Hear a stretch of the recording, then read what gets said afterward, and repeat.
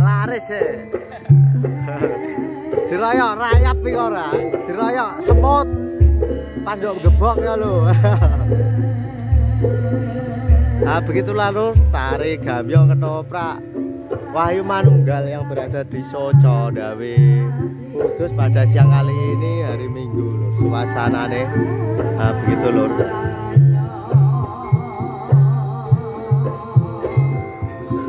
Teko Diwinong iki ketoprake andi ya lur. Begini suasana lokasinya lur di depan panggung. Nah, banyak penonton dari atas lur, soalnya ini kampungnya di atas gunung Soco lur.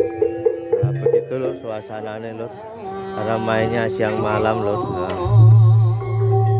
panas lur ah. Ini lur. Nah, wis bar tari gambyonge. Nah, iki tadi saya cek lokasi, nah itu ada yang lewat lur.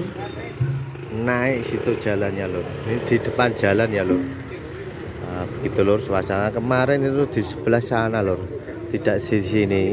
Ini ketopraknya beda lokasi tapi di toko yang sama lur. Gitu lur suasana ini para penonton baru pada nyampe ini lur.